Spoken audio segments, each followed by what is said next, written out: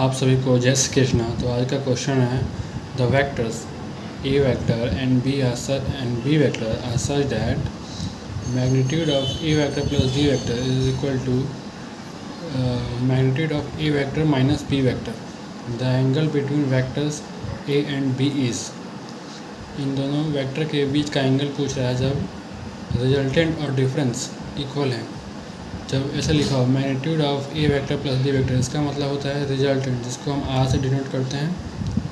और जब ऐसे लिखा हो जब magnitude of a vector minus b vector, इसको हम डिफरेंस, इसका मतलब होता है डिफरेंस, इसको हम डी से डिनोट करते हैं। सबसे पहले हम यहाँ पे ए वेक्टर और बी वेक्टर को ड्रॉ कर लेते हैं।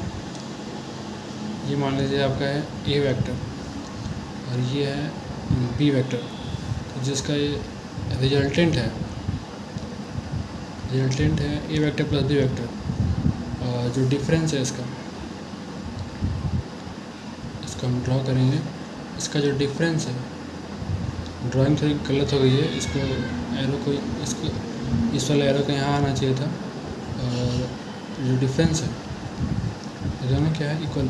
ड्राइंग गलत है, मैं समझाने का प्रयास कर रहे हैं। इस वाले एरो को यहाँ आना चाहिए था। तो जो रिजल्टेंट और डिफरेंस है इक्वल है।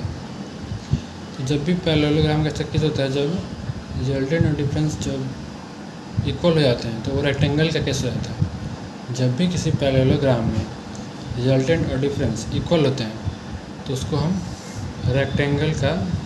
रेक्टेंगल बोलते हैं। रेक्टेंगल के केस में ए और जो बी वेक्टर है, इसके बीच का जो एंगल होता है 90 डिग्री, क्योंकि वो ए जो है बी के परपेंडिकुलरली होता है। यहाँ से एंगल आ जाएगा 90 डिग्री। आपका आंसर 90 डिग्री हो जाएगा। तो आपको ध्यान रखना है कि जब भी क्वेश्चन में ऐसे दिया हो magnitude of a vector plus b vector equal to magnitude of a vector minus b vector, मतलब रिजल्टेंट डिफरेंस के बराबर है, तो डायरेक्ट आंसर हो जाएगा 90 डिग्री। Thank you.